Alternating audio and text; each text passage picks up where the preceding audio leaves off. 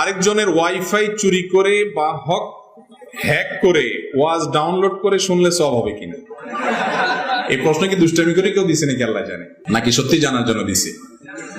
যাই হোক ভাই, আমি একটু আগেই বললাম কোনো প্রশ্নই ছোট না। দিন সম্পর্কে, হালাল সম্পর্কে জানার জন্য কোনো প্রশ্নই ছোট না। এই প্রশ্নটাও গুরুত্বপূর্ণ, কোনো প্রশ্নই অগুরুত্বপূর্ণ না। শুনেন, কারোর ওয়াইফাই এটা যদি আপনি হ্যাক করেন বা চুরি করে সেটা যে কোনো ভাবে আপনি ইউজ করেন, ওই বেচারার যে স্পিড আছে সেই স্পিডের মধ্যে ঘাটতি হবে কি হবে না, কমতি হবে কি হবে না? তাহলে তার ক্ষতি হলো না? জিনিসটা তার, এটার বিলটা সে দিচ্ছে, আপনি আলগা খাইতেছেন যে সেখানে, আপনি আলগা খাইতে যাইয়া তার স্পিড কমায়া তার ক্ষতি করতেছেন, চুরি করতেছেন। এটাও চুরি, এটাও না যায়, এটাও গুনাহ। এটা করতে পারেন না আপনি। আপনি হয় তার পারমিশন নিবেন। হ্যাঁ, কিছু কিছু ওয়াইফাই আছে ওপেন, এয়ারপোর্টের বিভিন্ন জায়গা, পাবলিক প্লেসের অনেক ওয়াইফাই আছে, বা অনেকে ব্যক্তিগত ওয়াইফাই ওপেন রাখছে যে কারো যদি লাগে তার অসুবিধা নেই, ভিন্ন কথা। কিন্তু সে একটা পাসওয়ার্ড দিছে, তার মানে সেটা সবাইকে দিতে চায় না। আপনি এটা হ্যাক করলেন, করে আপনি ব্যবহার করলেন, প্রশ্নে আপনি লিখলেন আবার যে ওয়াজ শুনছে। যদি বাদরামো করে প্রশ্ন দিয়েও থাকেন, তারপরও বলবো যে যদি এটা দিয়ে আপনি ওয়াজও শুনেন, তারপরও আপনার এই গুনাহ ঠিকই হবে। ওয়াজ শুনছে দেখে কাটাকাটি হবে না। একজনে গরু চুরি করে নিয়ে আসছে, আয়েশা কোরবানি দিয়ে দিছে, বলে যে চুরি করা গুনাহ আর কোরবানি করা সওয়াব, অতএব একটা কাটাকাটি গোশত খাওয়া পাও। তো এইরকম কোন মাসালা বাইর করলে মুগুরের মায়ের একটাও নিচে পড়বে না, খবরদার। গার্লফ্রেন্ডের দেওয়া পাঞ্জাবি শার্ট, পারফিউম ইত্যাদি, আস্তাগফিরুল্লাহ, এই প্রশ্নগুলো শেষে কে ঢুকে দিলেন? দেখেন ভাইরা, হাসির বিষয় না, বিয়ের আগে ছেলে মেয়েদের পারস্পরিক সম্পর্ক সেটা কি হালাল না হারাম? শুধু হারাম না, এই হারামের একটা বিশেষ নাম আছে, ঘৃণিত, সেটার নাম জিনা। ইসলামী শরিয়াতের সবচেয়ে কঠিন শাস্তিগুলোর একটি হলো জিনার জন্য।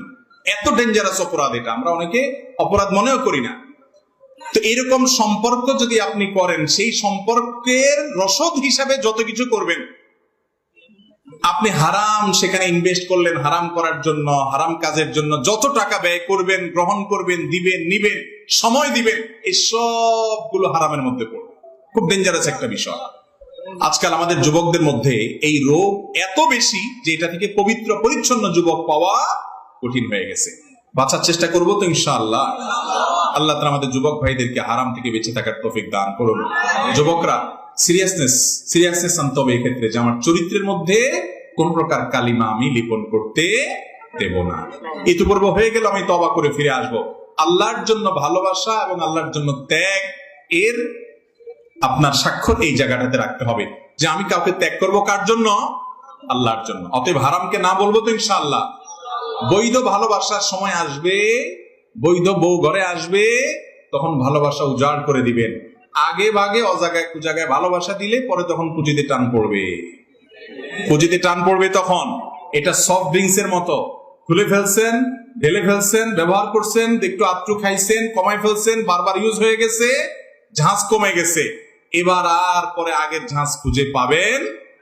অতএব যদি নিজের সময় মতো বৈধ স্ত্রীর সাথে বৈধ ভালোবাসা থাকুক এটা চান, তাহলে এই আকাম কুকাম করা, ডাইনে বামে মুখ বাড়ানি, হারাম পথে যাওয়া ছেড়ে দেন, সোজা হয়ে যান।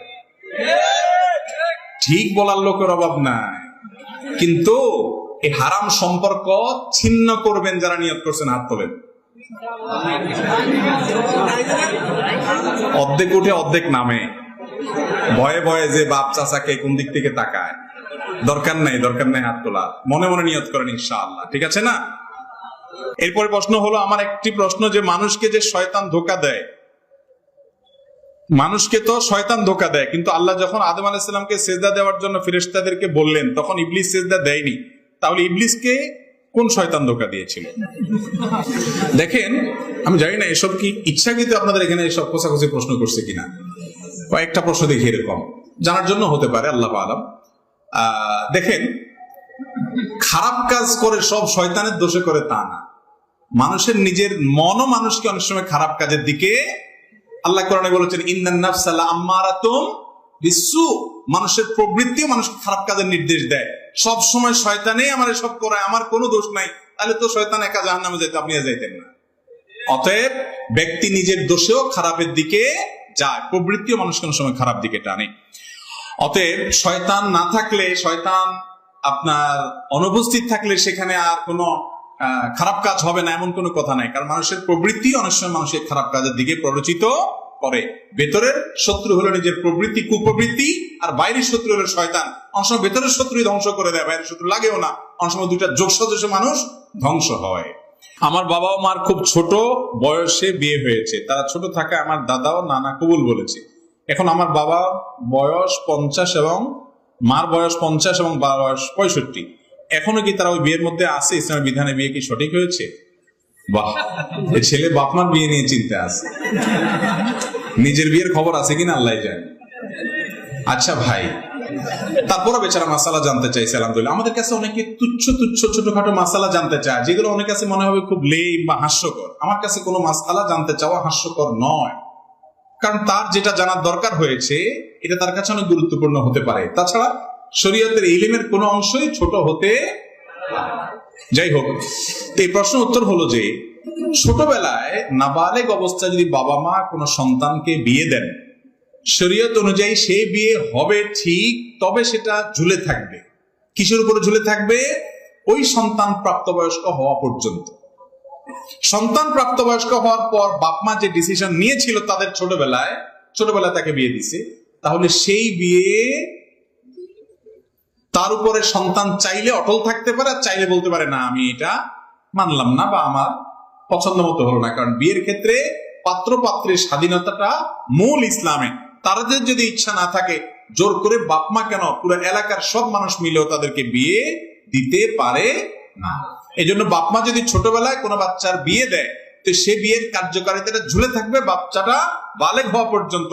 বালেগ হওয়ার পর সে যদি এটা মেনে নেয়, তারা যদি এটা মেনে নেয়, বিয়ে হয়ে গেছে। না মেনে নিলে বিয়ে হয় নাই। তো যিনি প্রশ্ন করছেন, আপনার বাপ মা তো মানছে না, হলে আপনি দুনিয়াতে আসলেন কেন? ওনারা তো মেনে নিছে এটা, আলহামদুলিল্লাহ। অতএব বিয়েতে কোনো অসুবিধা হয় নাই। আমার ছেলে নেশাখোর, মা বাবার কথা শুনে না, আমি কি করতে পারি এবং ওর জন্য কিছু নসিহত করবেন দয়া করে। ছেলে নেশাখোর, সে বাবা মার কথা শুনে না, এখন এই টাইমে কি করবেন? আপনি একটা তাবিজ নিয়ে নিন কোন হুজুরের কাছ থেকে, তাইলেই একেবারে রাতারাতি পরিবর্তন হয়ে যাবে। কি বলেন? এই কথাটা দুঃখ করে বললাম যে অনেক বাবা মা আছে, ছেলে মেয়ে তাদের যখন পরিণত বয়স হয় তখন যা করা দরকার তা করে না, যখন সর্বনাশ হয়ে যায় এবারে এসে কান্দে, হুজুর পানি পড়া দেন। এখন কি আর পানি পড়ার কাজ? এখন তো মুগুর পড়া লাগবে। এখন হুজুরের কাছ থেকে কি পড়া নিতে হবে? মুগুর পড়া নিতে হবে। সময় মতো সাবধান হবেন। বাচ্চাদেরকে ছোটবেলা থেকে আল্লাহর সাথে পরিচয় করাবেন। কোন ছেলে মেয়ের সাথে উঠা বসা করে খেয়াল করবেন। আজে বাজে পোলাপানের সাথে চলে কিনা, তাহলে খারাপ হয়ে যাবে। এরপরে বাজে পথে চলে যাওয়ার পরে তাদেরকে সুপথে আনা বড় কঠিন। এই জন্য তাদেরকে দিনদার মানুষ হিসেবে গড়ে তোলার জন্য নিজেরাও ভালো হবেন, ভালো পরিবেশ দিবেন। আর যদি পরে এরকম বকে যায়, আপনার সব হারাই ফেলছেন তা না, আল্লাহ তাআলা সবকিছু করতে সক্ষম। আল্লাহর কাছে দোয়া করবেন, চোখের পানি ফেলে বাবা হিসাবে। বাবার দোয়া, মায়ের দোয়া সন্তানের জন্য কবুল হয়। আল্লাহ আমার ছেলেটাকে মানুষ করেন, হেদায়েত করেন। এছাড়া বাকি যা করণীয় আছে সেগুলো করবেন ইনশাআল্লাহ। আশা করা যায় আল্লাহ তাকে হেদায়েত